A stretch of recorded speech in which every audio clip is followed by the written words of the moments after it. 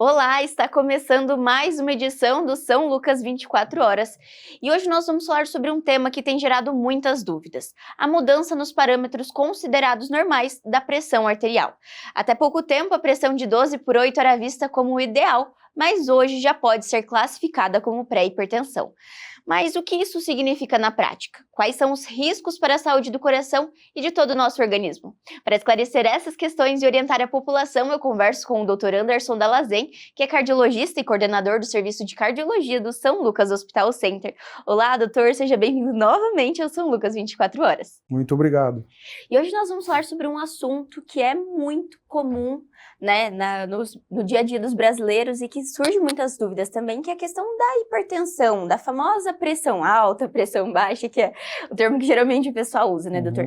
E que teve algumas alterações recentemente. Mas para a gente falar sobre essas alterações, primeiro a gente precisa voltar um pouco e explicar o que é a pressão. Por que a gente usa esse termo pressão arterial? O que ela significa no organismo de uma pessoa? Muito bem. É importante a gente mencionar que a pressão arterial ela é importante, né? Porque a pressão ela é determinada, né, pela complacência e pela rigidez dos vasos sanguíneos, pela musculatura dos vasos, né? E também pelo próprio coração, né? A quantidade de sangue que o coração ejeta a cada batimento é um determinante também da pressão arterial. A pressão arterial ela é fundamental para a perfusão dos órgãos, perfusão dos rins, perfusão do fígado, perfusão do intestino, perfusão do cérebro. Tanto é que as pessoas que apresentam queda da pressão arterial, elas passam mal. Pode desmaiar, a função do rim pode piorar, né? Então, a pressão arterial ela é fundamental e ela é importantíssima para a manutenção dos órgãos vitais, certo? Só que ela trabalha dentro de uma faixa de normalidade. A pressão muito baixa ela pode trazer prejuízos também, e a pressão mais alta também, né? A gente falando em doenças crônicas, né, a pressão alta ou a hipertensão, sem dúvida nenhuma, né, dentre as doenças do sistema cardiovascular ou da pressão arterial, é a mais prevalente, né? E dentre as doenças crônicas, também, junto com diabetes, é uma das mais prevalentes. Aproximadamente 30% da população brasileira vai ter o diagnóstico de hipertensão arterial. É um número muito expressivo, né, doutora? Isso vem por conta da nossa qualidade de vida, dos hábitos também, uma questão genética. Por que tem esse número tão expressivo de brasileiros com hipertensão? A gente tem, assim, algumas causas de hipertensão, que a gente chama de hipertensão secundária, né? Mas a maioria das pessoas vai ter aquela hipertensão primária, aquela hipertensão essencial, aquela que está lá no DNA, que é transmitida de família para família, pela herança genética, né? Então, a maioria das pessoas vai ter esse tipo de hipertensão. E a gravidade pode variar, algumas pessoas têm um nível tensional mais alto, outras nem tanto, isso vai variar de acordo com a característica física e clínica de cada um e também de acordo com as características adquiridas ao longo do tempo, né? Se a pessoa fuma, se ela é obesa, enfim, se ela faz atividade física ou não, então tudo isso impacta no valor final da pressão arterial.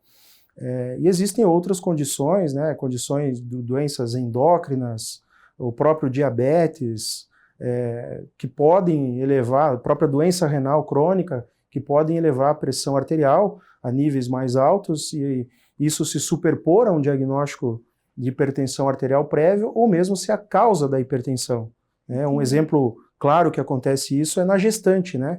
A gestante ela pode desenvolver uma doença hipertensiva específica da gestação.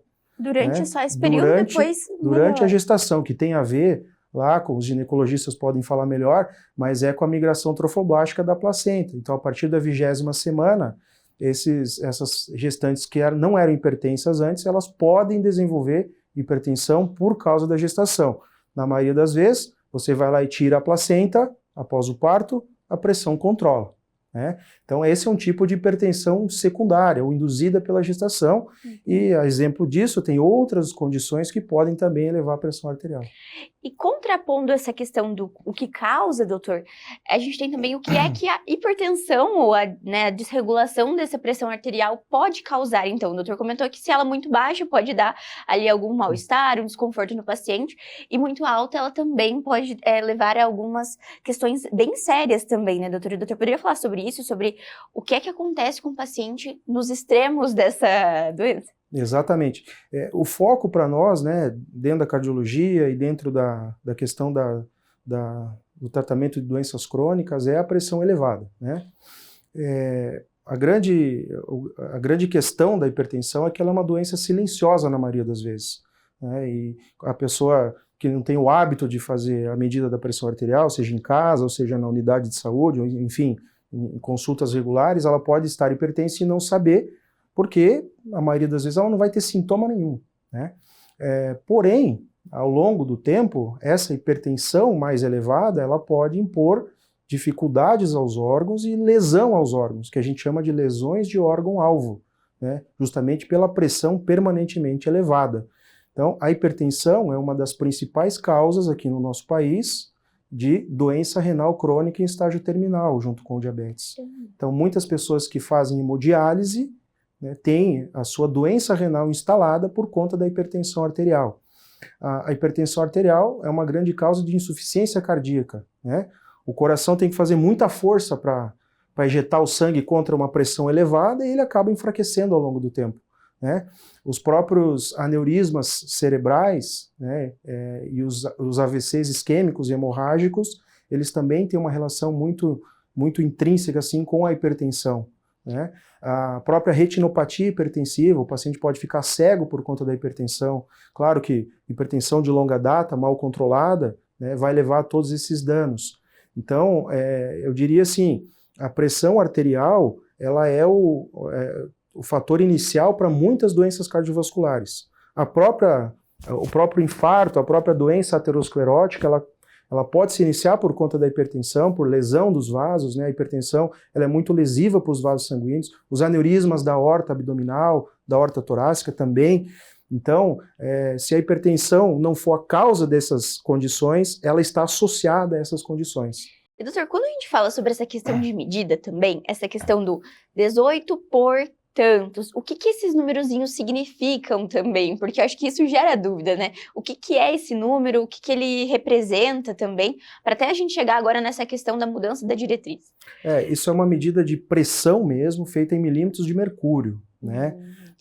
É a força que é exercida naquele vaso sanguíneo pelaquela coluna de sangue, tá? Entendi. Então, a pressão da física mesmo, né? Medida em milímetros de mercúrio. Então, a gente acaba dividindo em vários quartis aí a pressão arterial, né?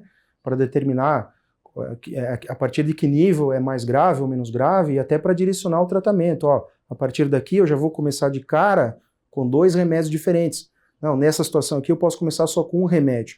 Nessa situação aqui, eu posso, de repente, começar só com mudança de estilo de vida e reavaliar daqui 3 meses para ver se realmente eu vou ter que começar com a medicação, né? Então, essa é a medida. Os aparelhos mais confiáveis, eles são aqueles de mercúrio mesmo, né? Que sai no braço, que vai a bombinha. Que vai insuflando ali, tem aquela medida de pressão e tem os de coluna de mercúrio também, né? Esses são mais antigos, mas o que a gente vê nas farmácias, nos hospitais, são esses que vai apertando, apertando, apertando, e a gente vê o reloginho lá, né?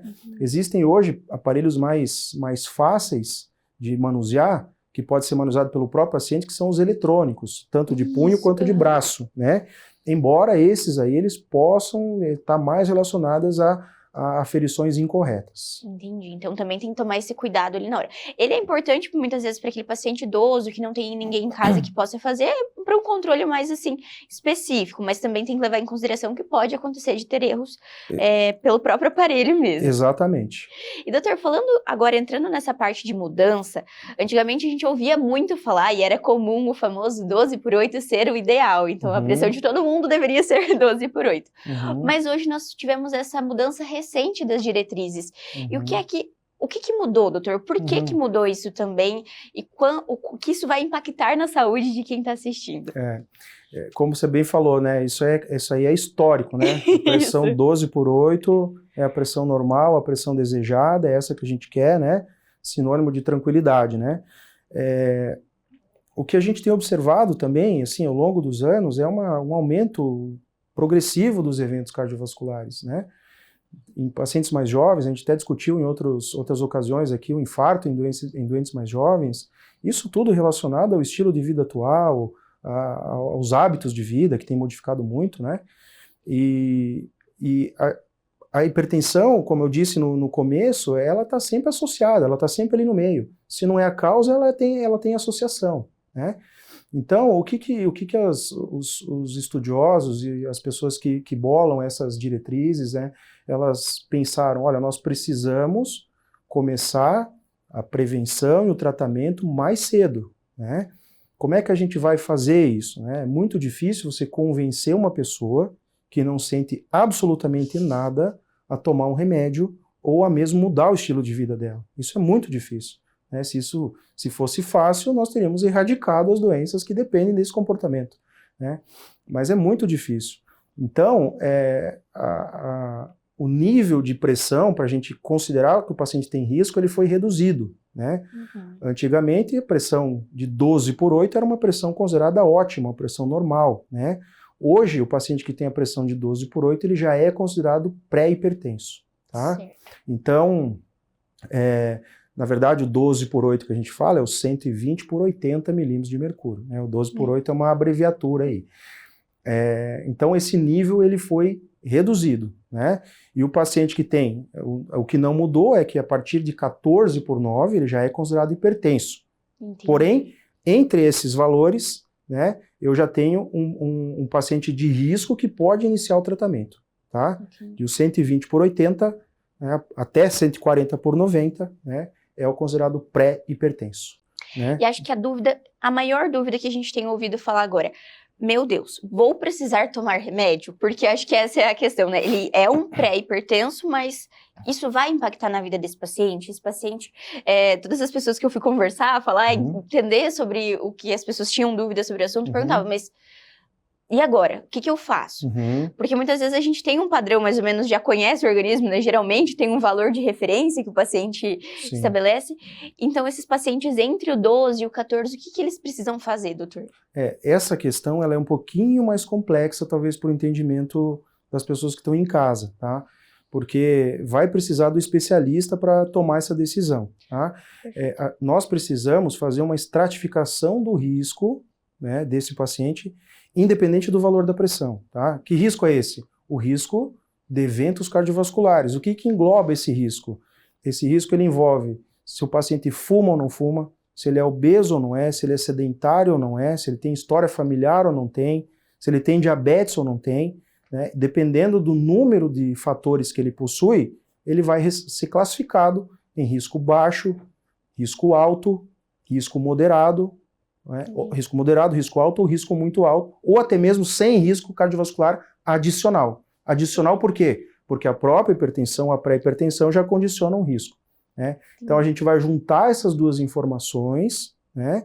E aí a gente vai indicar o melhor tratamento. Por exemplo, um paciente que é pré-hipertenso, mas tem um alto risco cardiovascular, ele já pode receber tratamento medicamentoso. Para já ir prevenindo um tratamento de prevenção, de certa forma. O nosso intuito é que ele não chegue a ter um infarto, um AVC, uma doença renal, uma retinopatia, né? Então tudo no intuito de prevenir lesões de órgão-alvo que são provocadas pela hipertensão, né? Esse é o objetivo. E como o doutor disse, ela nunca, raramente ela vem sozinha, né? Ela sempre tem ali um parceiro que acontece junto. Muitas vezes é o sedentarismo, é a obesidade. Então, esses fatores associados é que irão ditar se esse paciente precisa ou não e que tipo de tratamento que ele vai ter. Isso, em resumo, seria isso. Mas é importante a gente falar o seguinte, o tratamento não medicamentoso, ele é para todos. Também é importante, né, doutor? Não, é fundamental, ele é para todos, né? Independente do uso de remédio ou não, tá? Sim. Independente do estágio da hipertensão. A diferença é que, para alguns,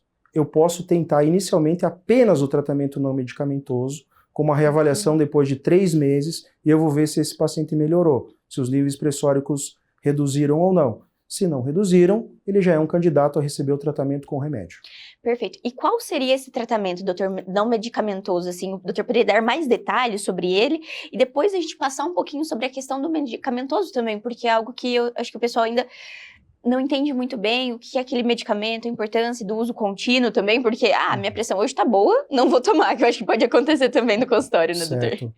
Só para mencionar, antes que eu esqueça, né, uma outra mudança importante que teve na diretriz foi em relação à meta pressórica, né?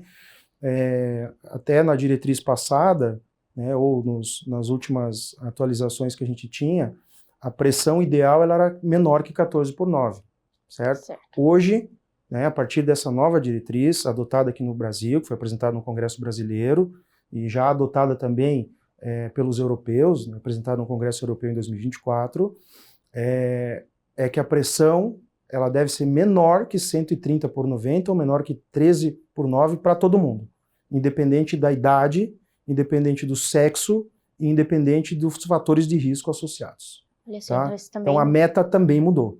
Então, ou seja, a gente faz um diagnóstico, o diagnóstico está mais sensível, né, eu tenho um limiar ali menor para começar o tratamento e a meta ficou mais rígida. Tá? Perfeito. Voltando à sua pergunta... Dos tratamentos não medicamentosos. Dos tratamentos não medicamentosos. Primeiro, quem fuma, parar de fumar. Tá? Com o cigarro não tem negociação. A gente sabe que o tabagismo, ele está associado a muitas doenças, né? Ele está associado a doença pulmonar obstrutiva crônica, câncer de pulmão, e dependente da carga tabágica, mas a lesão de vasos sanguíneos, ela não depende tanto da carga tabágica, tá? Então o fato da pessoa fumar ou não fumar vai impactar diretamente na questão, na saúde dos vasos sanguíneos, tá? Então, tabagismo, ele tem que ser eliminado, né? Obesidade, mesma coisa. Uma das medidas mais eficazes para reduzir a pressão arterial é a perda de peso, tá? Para cada 5% de peso corporal que a pessoa elimina, ela reduz em 20 a 30% os níveis da pressão arterial. Então, tem um impacto muito grande no controle da hipertensão, né? Outra coisa, a questão da atividade física, né? Aqueles 150 minutos de atividade física aeróbica recomendada por semana, também eles são fundamentais nesse processo. Além do que, o controle das outras condições, né? A pessoa não tem como curar o diabetes, mas ela tem como controlar o diabetes, né? Então, fazendo dieta, tomando as medicações adequadamente. Então, tudo que for fator de risco modificável, a pessoa vai tentar eliminar, né? Ou vai tentar controlar ao máximo, né? E os que não puderem ser excluídos da nossa vida, tem que ter o controle máximo. Doutor, para a gente encerrar a nossa conversa, assim, de modo geral, então, essas mudanças é importante para a população entender, e quais seriam as recomendações que o doutor daria, então, para quem está assistindo, que já tinha essa questão da pré-hipertensão antes e que hoje tem que continuar acompanhando, ou então, até mesmo quem tinha uma pressão que era o 12/8, o que ela deve fazer a partir de agora? Então, por favor, doutor. Eu acho que a gente sabe, né, que a partir dos 35 anos, né, a gente fala que as doenças elas começam a aparecer, né? Então é importante que as pessoas elas tenham, não negligenciem os níveis da pressão arterial, que elas tenham atenção a isso, né? Se puderem fazer uma medida de vez em quando, ou o ideal seria passar por uma consulta com um cardiologista. Eu acho que é fundamental, né? O cardiologista ele acaba sendo o médico do homem, digamos assim, né? Junto com o urologista, né? Assim como o ginecologista é o médico da mulher. E chamar a atenção também dos colegas, né, que vão atender os pacientes, que às vezes ele vai procurar uma especialidade por um motivo X, né, e não custa nada a pessoa que está lá verificar a pressão arterial, isso faz parte do cuidado, né, e se for necessário encaminhar esse paciente para uma avaliação mais especializada. Mas eu acho que o mais importante é isso, né, tentar adotar um estilo de vida saudável quanto puder, e a partir dos 35 anos, 30, 35, se não tiver nenhum fator de risco mais importante assim, essa pessoa fazer um acompanhamento anual com um especialista para monitorar esses níveis, porque de cada 10 pessoas, 3 vão se tornar hipertensas. Então é isso, pessoal. Quem está assistindo já fica esse alerta para saber que é importante cuidar da saúde do coração, porque é um órgão vital que vai impactar em todo o restante, né, doutor? Exatamente. Muito obrigada pela participação, fica sempre o convite para vir mais vezes. Muito obrigado. E o São Lucas 24 horas de hoje fica por aqui, mas não deixe de acompanhar as redes sociais através do @FH São Lucas Cascavel para ficar por dentro de todas as novidades. E até o próximo!